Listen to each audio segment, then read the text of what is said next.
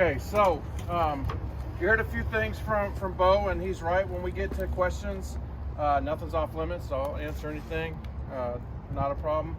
What I want you to be able to walk out of here knowing is you're going to get more information about the school and the program than your athletes are going to. I mean, obviously they're going to get some. They're going to get a chance to talk to some of our current players during breaks and things like that, but it won't be as intense as this. So, who are we? Palm Beach Atlantic University. First of all, blessed to be sitting in a facility like this, because when I got here 11 years ago, we were playing at high school fields all over the county and city parks, and I was having to cancel practices because the high school team the field we were using got canceled the night before, and so we didn't have practice. Or we had to move games to Jupiter Community Park at the last minute, and which was at the time, I don't know about now, was a terrible facility, but it's the only thing that we could get. And so we are blessed to be here. This is, I believe it's our 7th year. I lose track, but the school has done a great job of providing this facility for us. It's a great way. Every time I come through those gates every morning, I'm just thanking God that I have the ability to come here to this place and to have this place to come to, and our players have this place to come to. So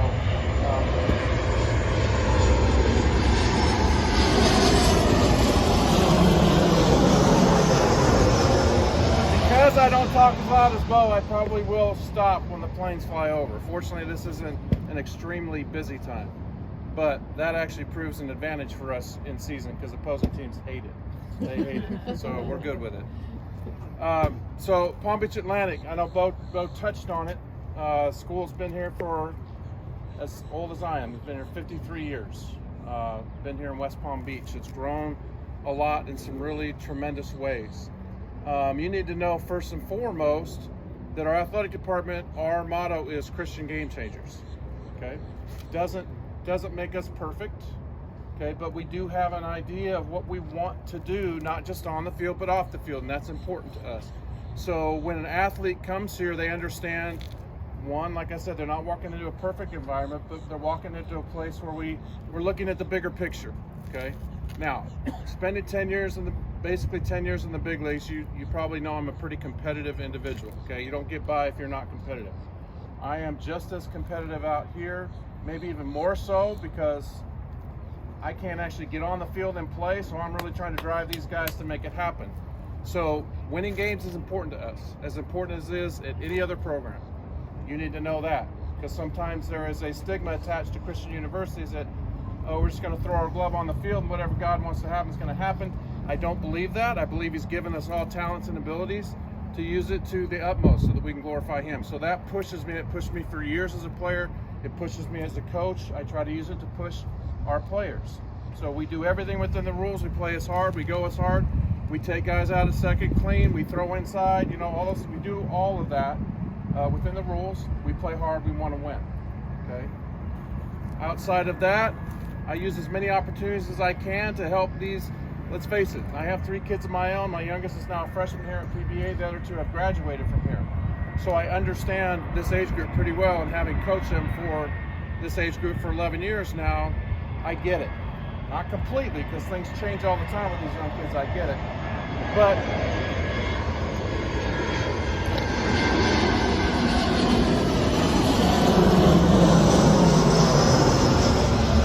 it is an extremely key time in their lives where they're making decisions about their future. They're making decisions about who they are as people. And so I don't infringe on that. I only go into that as much as they allow me to go into that. But they know when they come here, they know they have a place to go to have conversations. We have weekly Bible studies that I lead that it's 30 minutes long. They're required to be there. If they want to tune me out, they can tune me out. They just can't be a distraction to anybody else that's in the room. But that's one of the places that we start dealing with the overall young man, not just the baseball player. And so sometimes we'll stop at practice and for 2 minutes, something relates to what they heard in chapel that day, or something that we experienced as a team on the road, or whatever. And so working on the total person is vital to me. I wouldn't be here if I wasn't allowed to do that. I'm just going to tell you right now. That was a big thing for me as a player, and it is a huge thing for me as a coach. That's why, without getting into the whole story, circumstances that brought me here were very unique, and it was very clear why I was supposed to be here.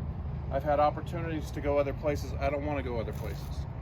because I believe in what the mission of the school is, and I believe in what the mission of the athletic department is, and I love this program. Okay. So, what's our expectation of your athlete, your student athlete? A lot of times I hear, well, they're student athletes. The student part is first.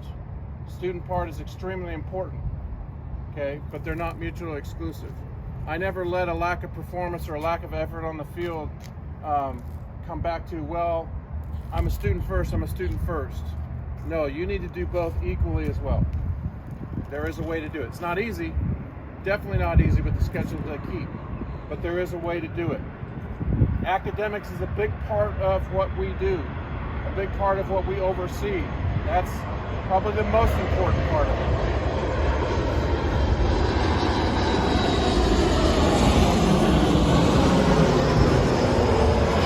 Our goal here is 100% graduation rate. That's what we're trying to do. It gets tougher and tougher with transfer portal and guys leaving and stuff like that. We don't have a lot of that happens here, thankfully. Once they get here, we have very few guys that get into that portal, and I'm grateful for that.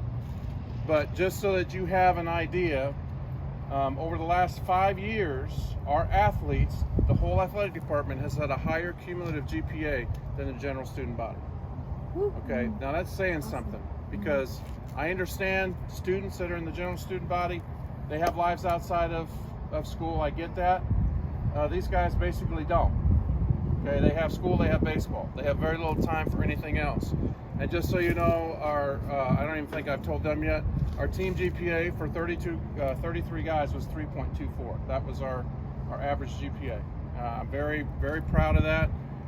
You start looking around the conference and stuff, you're hard pressed to find those kind of numbers. So we're very proud of what we do with these guys. They work hard, they commit themselves to being students as well as athletes. And so when you come here, understand it's not the type of program that's like, okay, just make sure you stay eligible.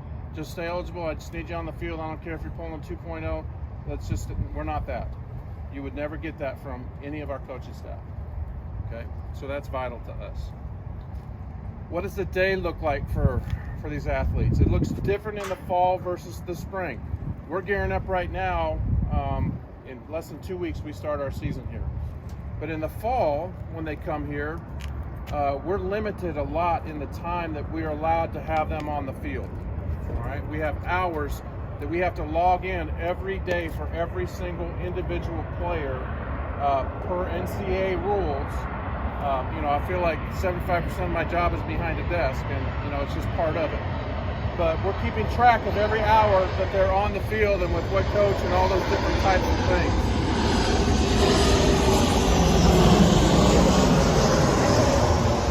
So in the fall when they come here, and it can be a tough transition because they're coming out of high school or travel ball where they're just baseball, and they wonder why can we only be on the field for 2 hours today? Okay, well, part of it is during the week you have 8 hours that you can use, okay, for actual specific skill instruction. All right, so for the first part of the fall, the first month, basically, we can have as many groups as we want, but they cannot have any more than 4 hours during the week of specific skill instruction. The other 4 hours can be weight training, or we can divide it up any way we want to. So we typically will have small groups. We'll have 5 or 6 in a group, and we'll work for a half an hour this day and a half an hour this day, or maybe an hour this day, but that can't equal more than 4 hours for that week. Once we get done with that section, basically after a month, we now get into what's team practice, essentially. So it's very similar to the season, but we're still limited to 15 hours a week. Okay, so we choose to do a lot of inner squatting. So the first month, it's really a lot about process. So we're teaching fundamentals. We're looking at what it is that they need to work on. That's what we're doing for the first month in a very individualized setting. Then we get into team practices where we do a lot of inner squatting. We'll start to introduce like defensive plays, bunt plays, first and thirds, all those kinds of things they'll need to know once the season starts. But we inter squad a lot. To me, that is what helps bring out the competition in them, or the competitiveness in them. Sometimes you've got to learn how to be competitive. Sometimes you need to learn better ways to be competitive, and you can't always do that with drills. So we play, and we play hard. Once we get through that, basically we have to go back to that individual thing for about 2 weeks before our break. Then we come back and we're full bore. Okay, so we came back on January 10th. We started our team practice. We still inter-squad a lot. We've got to make sure our pitchers are building up their pitch count to get ready for a season that starts on February 1st. Typically, it's the 3rd for us this year.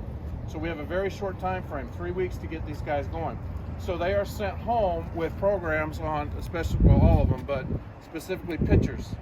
When you come back, I'm looking at you as a potential starter. I need to make sure that you're doing your work, that you're built up to be able to throw 50 pitches on the first day that we get back, 50 game pitches. Okay, so they know that. If they're going to be a reliever, I expect them to be able to throw 30 game pitches when they come back on the first day. And then we go at it. So this time of the year, basically Monday, Tuesday, Wednesday, we have practices, and that's still kind of process. Wednesday, Thursday, Friday, Saturday is inter-squad. It is performance at that point. That's when I really start to stress performance. That doesn't happen in the fall. We get a chance to see new guys. We get a chance to see returners, how they've improved, what they need to improve on. So it's still process at that time, but it comes down to winning games is about performance. It's not just about process, okay? What is my attitude towards the performance part of it? And I have this talk every year with my guys. And it's going to sound kind of harsh at first, but hopefully you'll understand and not walk out of here. They know, and I preface this, they know guys have been in the program for any amount of time, even if they've been here during the fall, and I don't give this speech until the spring. They know that I care about them completely. I love them unconditionally. Whatever they need, they can walk in my door, we deal with it, we pray about it, whatever we need to do. They can't possibly do something that's going to keep me from caring for them. They know that. But when it comes to the game, I don't care about their feelings. Because the game doesn't care about the feelings. You don't win or lose a game based on how you feel. You either scored the run or you didn't. You either threw the strike or you didn't. You either did this or you didn't. And so when it comes to on the field, feelings a lot of times become excuses. And we don't have time for excuses. Sometimes we like to sugarcoat it and call them reasons. We don't have time for reasons. Okay? We go out and we play. That's the performance side of it.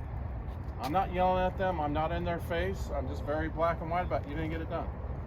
Okay, I'm pulling you out of the game right now, off the mound, because you didn't get it done. I think this is our best chance right here with this guy coming in. Just very black and white. I don't listen to, well, I'm this or I'm that, or the umpire was this or that. So when I say I don't care about their feelings, that's what I mean. The game is not forgiving, and trust me, I know that the game is not forgiving.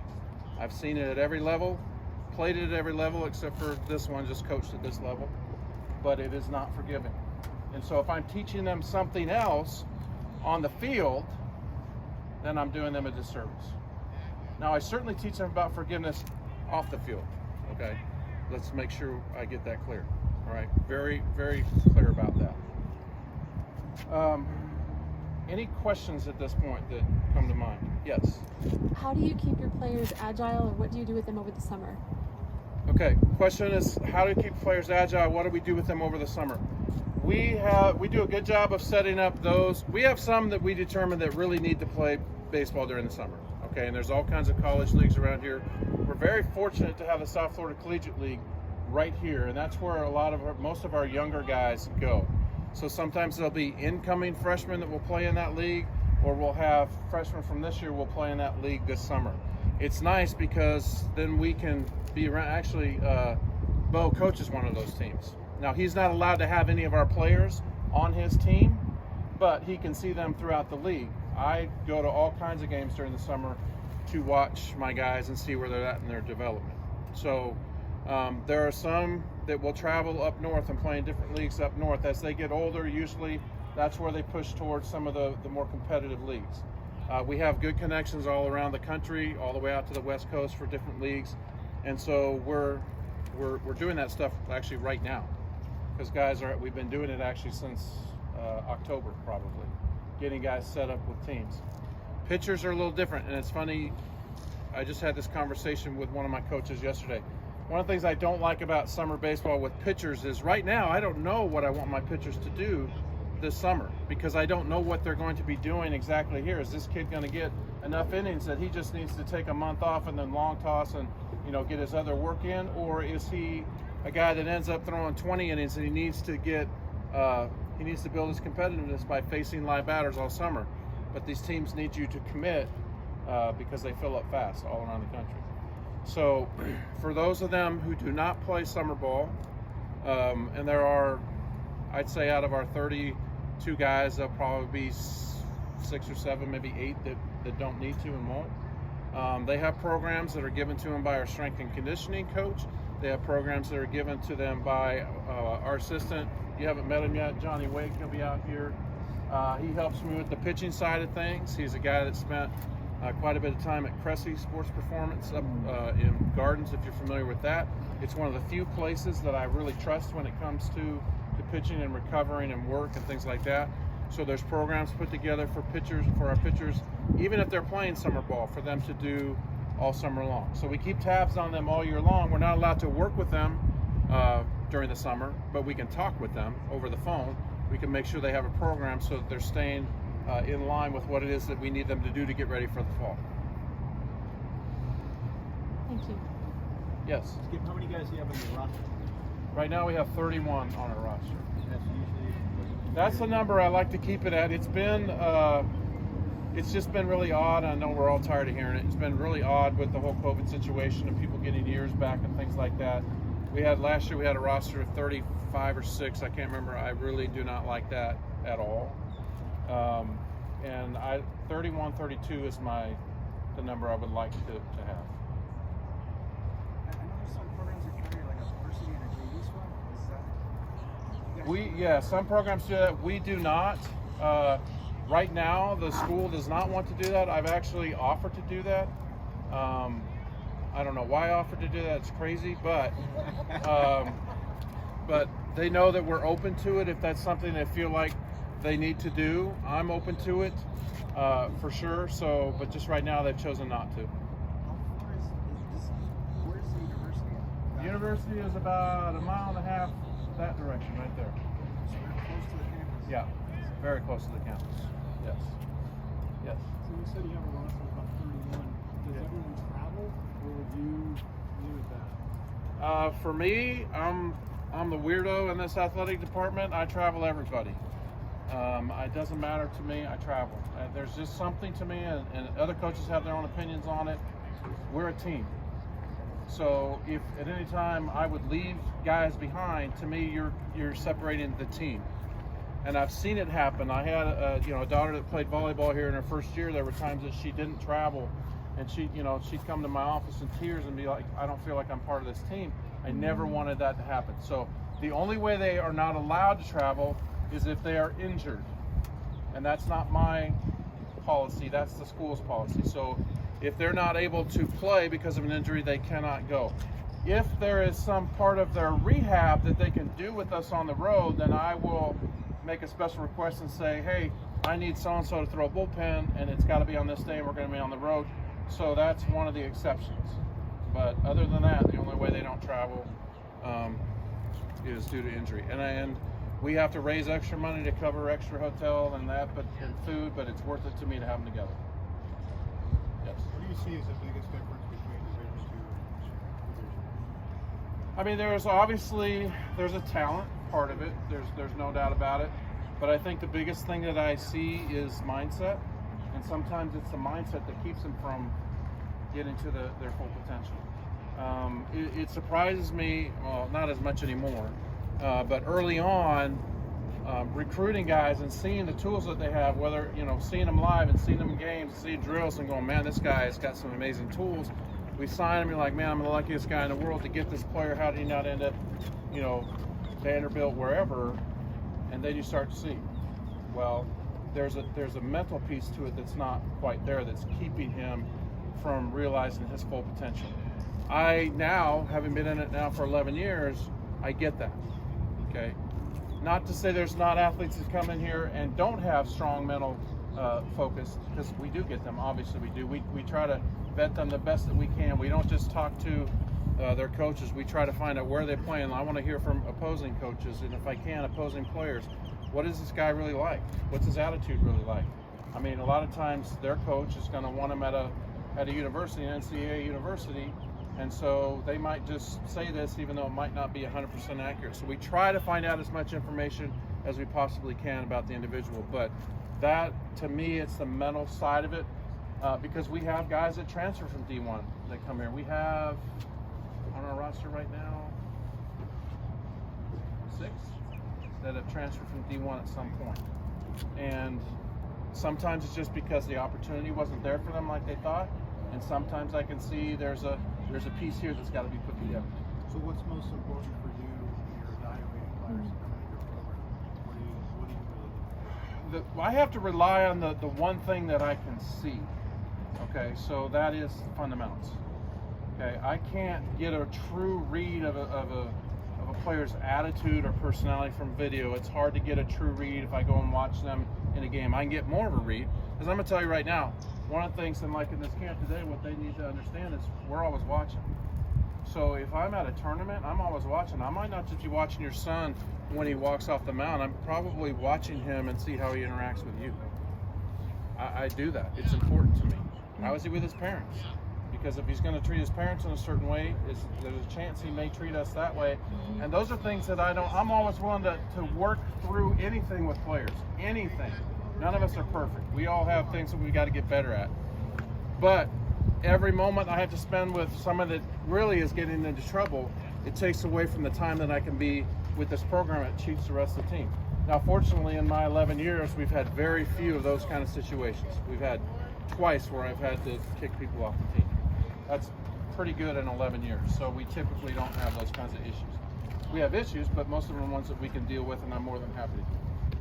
But I'm looking at mechanics of swings, mechanics of pitches. What do I see the ceiling for this individual? There's always something that somebody coming out of high school or a transfer student needs to work on to get better. If we stop working to get better, then we might as well just leave the game or whatever it is that we're doing. Okay, if we get comfortable with where we're at. So we always have something little, whether it's physical or mental. So I'm looking at the physical. Hey, what do I think the ceiling is based on where this kid is at right now? So we have to be able to, we got to be able to see in the future a little bit. We're not perfect at that. D2 is a very unique spot because you have to find the guys that you know can eventually be a D1 type player, but they're not there yet and they don't have the opportunity, but you get those guys. That's hard to do, okay? So when our guys come here, it's not necessarily, well, you're not good enough to play D1. You're not at this moment, probably, but we feel like that you can be. That's where the whole problem comes in with the transfer portal, and we just had it happen this year, honestly. We saw that in a kid, no D1 program wanted him. We got him, essentially would have been rookie of the year in the conference, except here we go again. A COVID player from another program who actually played in games his first year was still counted as a freshman, beat him out for rookie of the year, and he went into the transfer portal and he left us after the fall. He came in at the end of the fall and said, I'm leaving. I know where he's going. He's not allowed to go to another 4-year school right now. He's at a 2-year school, but I know exactly where he's going to be next year. I'll keep that to myself. But you start becoming a farm team because of this transfer portal stuff. So it's tough. It's tough to find those guys. So now what do? Do I find guys that are going to be good enough to be really good D2 players, but I don't think you're going to be a D1? I don't know. I'm having these conversations with other coaches around the conference, and we're all thinking the same thing. How do we recruit? We don't want to just be bringing in guys, investing in them, on the field, off the field, scholarship, whatever, and then boom, a year later, they're gone. But that's just kind of the nature of the game right now. Yes. Yes.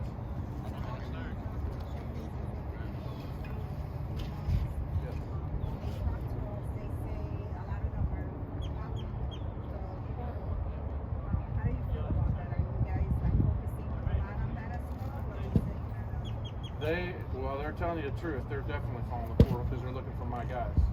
Okay. Or that same could be said for any of the teams in this conference.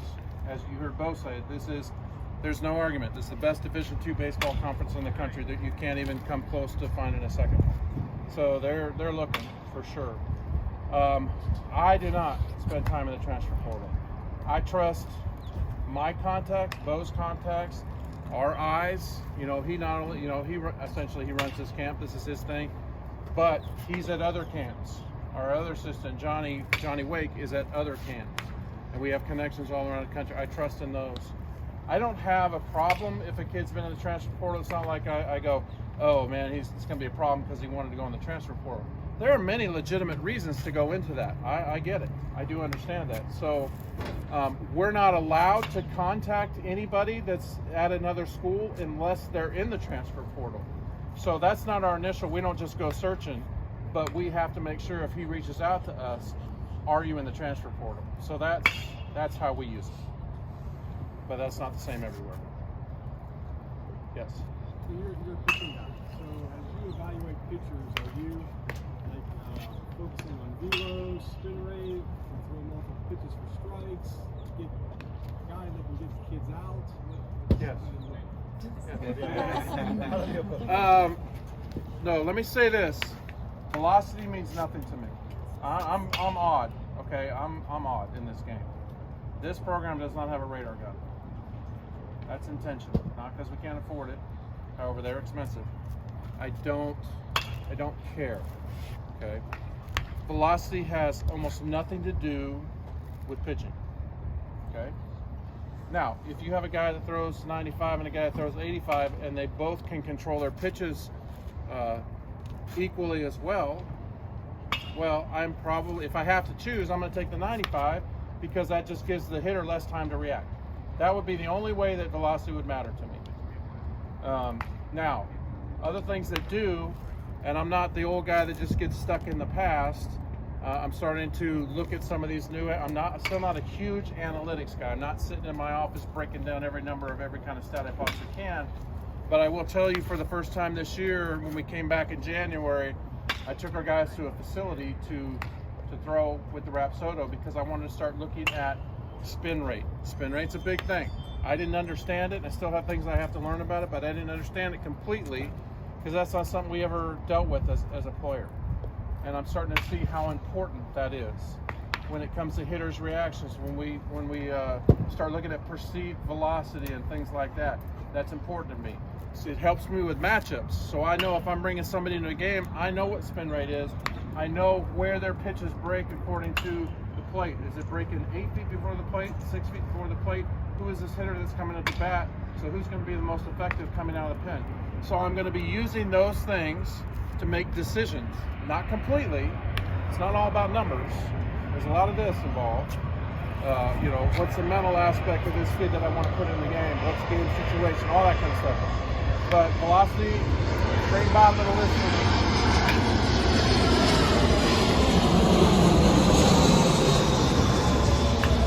The only thing I would use velocity for, and I can already tell it with my eyes, is because I've seen millions of pitches in tons of games as a player and as a coach, is a guy getting tired. That's it. That would be, to me, it. So that's why we don't even have it. I'm also looking mechanically. There are certain things that I do look for mechanically in guys, okay? Give you one that's a big one for me. What's the front side doing? Okay, as a pitcher, we get a lot of guys that will land either open with their front side or their foot is open completely. What that causes, and the Rockies were kind of pioneers in this years ago. They started looking at guys, and they were actually, I don't know if this is the right way to do it or not, but they would actually draft guys or not draft guys based on different aspects of their mechanics, and one of them was the front side. Because as the front side opens up, you lose your core. And now that, I'm being very general, but you lose your core and your pitch starts to become all arm. Those guys tend to have more injuries than the guys who stay closed and this core doesn't come until release. Okay, that's just one general thing. So I look for that. I look for arm angle. I look for arm action. There are different arm actions that create a higher potential for injury. So we look at those things as well.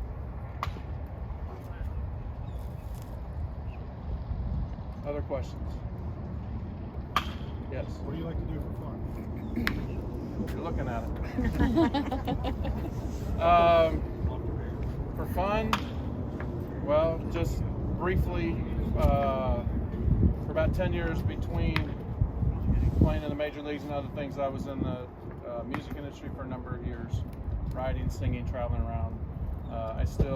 I don't do that anymore, but I still find time to play and sing and write songs. And my family's grown. My wife and I are essentially empty nesters right now. I mean, however, our freshman comes home quite a bit, which I'm glad for that. It's kind of, I'm sad partly, but I'm excited about what we've got. I was always looking forward at some point to just be the two of us. I love that. I really do. Love my kids, and they can make time they want. But Tuition, room and board, tuition here right now stands at about, with books and everything. This is not room and board, but it's right about 33. Typically, we see about a 3% increase each year. But that's where we're at right now. I want to say it's 33.2, something like that.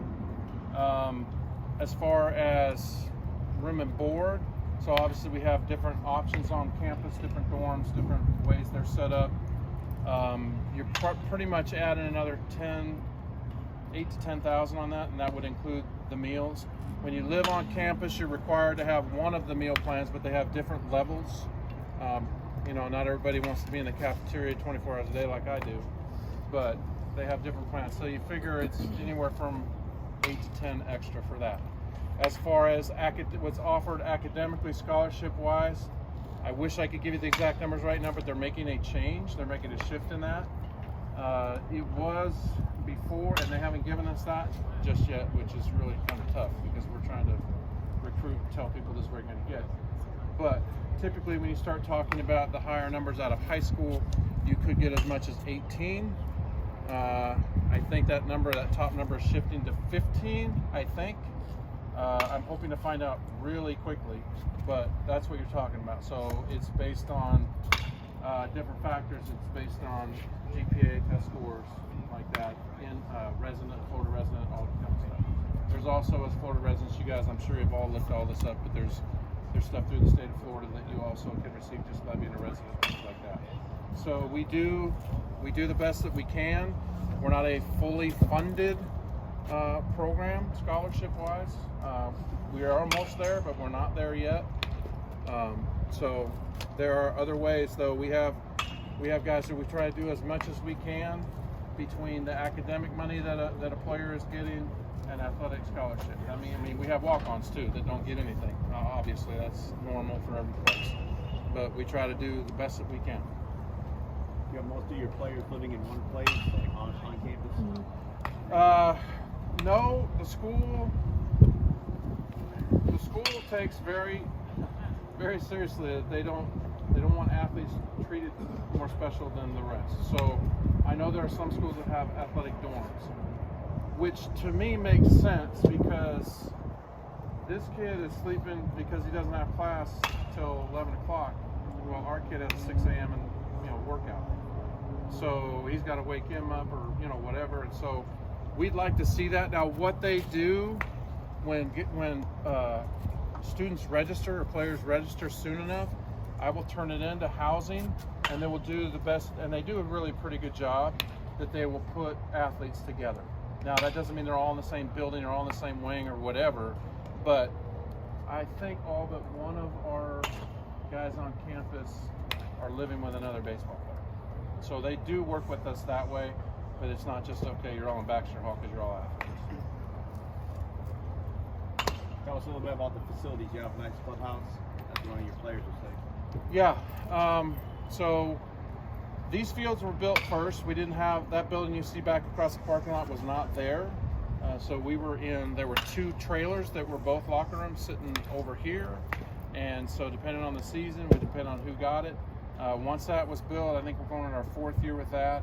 There are locker rooms in that, as well as weight training facility. And I'm more than happy to, when we're done with this, I'll walk anybody that wants to go through there. It would take 10 minutes, 15 minutes, and show you what it is. But so it's an athlete-only weight room, which is nice. because the only other one was up on campus, and that was for all athletes, students, faculty, and they even sold memberships to the public. So it was difficult to get team workouts in. We have 1, 2, 3, 4. There's 6 locker rooms in that building. If I was to say one place I didn't think they did a good job, or they should have built more locker rooms, I know it was a money thing, I get it. So we have our own locker room in season. So our guys are in their own locker room right now. In the fall, we get moved to a different one, and sometimes, depending, we don't have one for the fall. We didn't have one once again. They didn't. Off-season teams right now don't get one because of COVID. I don't know what that makes sense, but anyway. So, but we do have one that we have that is ours in season, yes.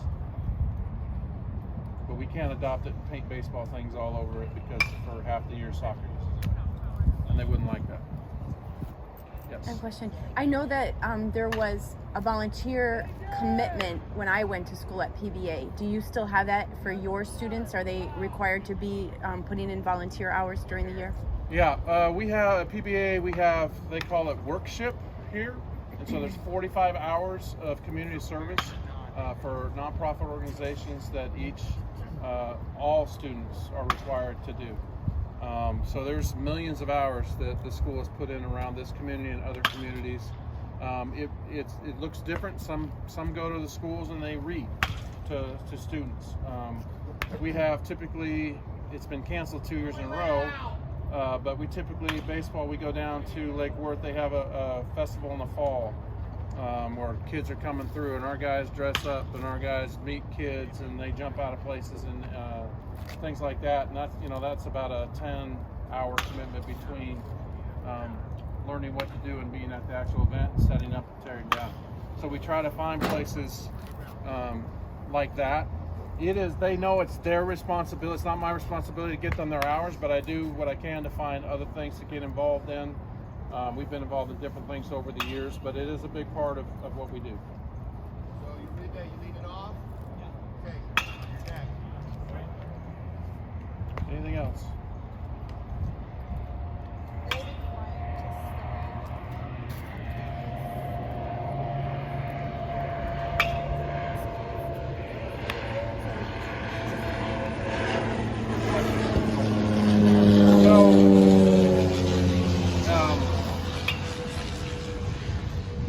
The question was as far as what the requirement was for staying on campus or not being on campus.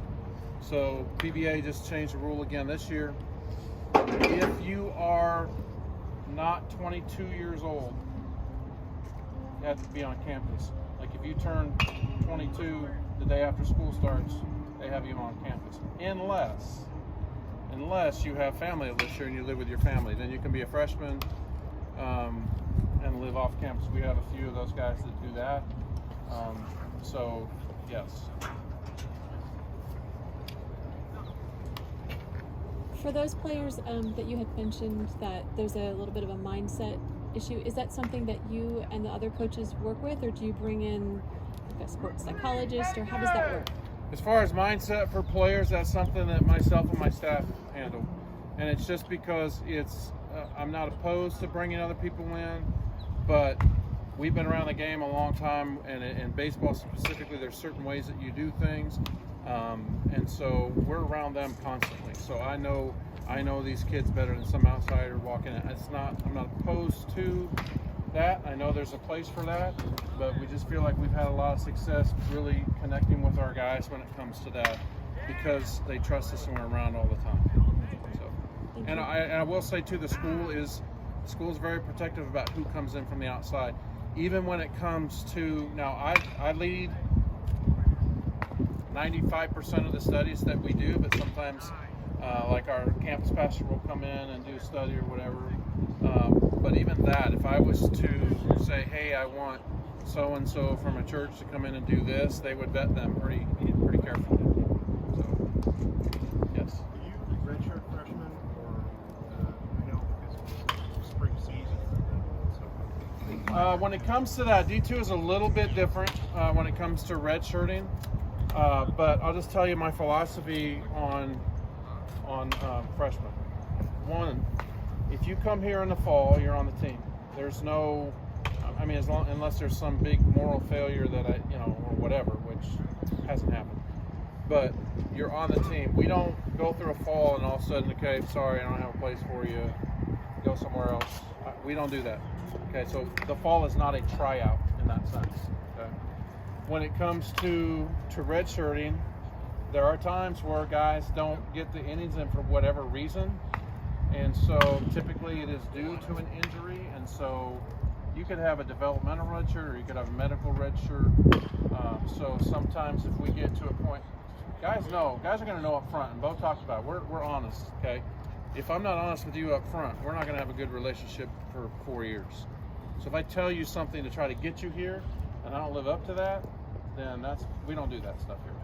So like I have pitchers now that know they may not see the mound this year because of where I see them at developmentally. They may see the mound for 2 innings, 5 innings.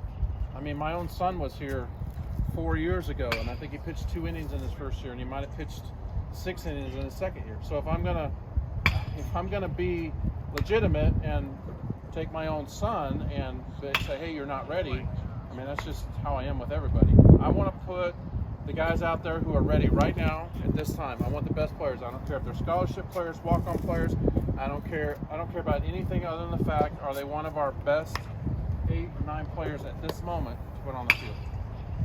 Bottom line. And guess what? This year we have a freshman that may be a 2-way player for us. That's unusual to be a 2-way player, period, but to be a freshman coming in here, and me saying that, it's unusual. I want the best guys. So if it's a freshman over a senior in the outfield, it's just the way it is. I owe that to the team. And we have had freshmen start and play all year long before. Yes? 31 to 32 players going next year. Right. Based on what you have leaving, and I might have said something maybe a little more. Based on players that you know for sure are ineligible for next year, or they Right. are eligibility. How many of those players? What's the difference between what's coming on campus this fall without recruiting compared to getting your 32? And then how did that improve? How many Good question. Let me think through both parts of that. So we have, like, at the end of this year, we have, I might be off one, we have 9, it's either 9 or 10 players that will be out of eligibility. Okay, so we'll be looking to fill that. Right now, and the way we operate, obviously we got to make sure we're covered at positions, but it's not like, okay, I got to have 2 outfielders, I got to have 2 middle infielders, we know what our needs are, but one of the things that Bo had mentioned that we do is we look at guys that are versatile. And a lot of times, we're looking at the best athletes because he may be a shortstop where he is now, but that means he can play probably anywhere in the infield if we have a situation. So we're more looking at the best athlete than we are the position specific. Now that changed a little bit. Obviously, a lot of outfielders can't play the infield and vice versa. I get that. And a lot of guys can't catch. I understand that. But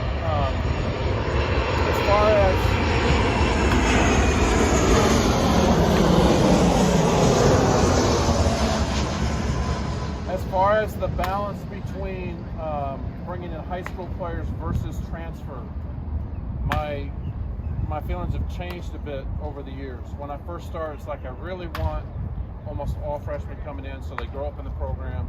When you're dealing with a transfer guy, and there's still some truth to that, when you're dealing with a transfer guy, you don't always know what you're getting. And so even though you see what they can do, you might spend a year with them where they are kind of floundering before they get to be who they really are in your program. And so now you've just brought them in for 2 years for one productive year. We had a pitcher 3 years ago who went on to play professionally. His first year here was not a good year. He was trying to adjust and figure things out. His senior year, he was lights out. But, we spent a year of scholarship money for no production. That happens sometimes, don't get me wrong. I don't look at it and go, okay, you're getting this, you better be producing. We're not the major leagues here, we're not professional baseball, it's not how we do it. But I have to be a good steward of what I have.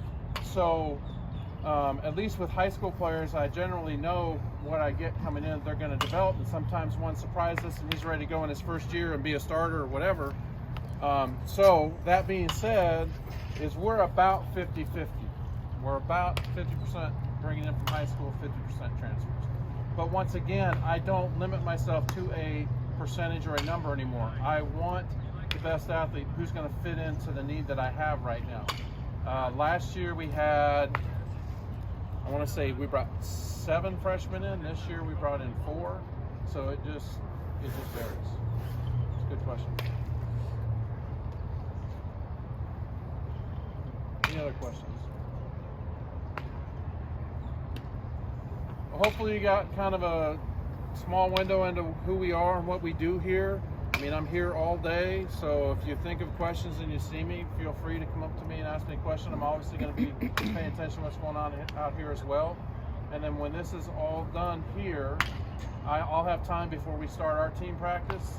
Like I said, I'll meet y'all, and we'll announce it again, but I'll meet y'all in front of that building across the parking lot and just take you through for 10 minutes or so, and I can still answer questions there as well. All right? All right, really appreciate y'all being here. Thank you, Coach.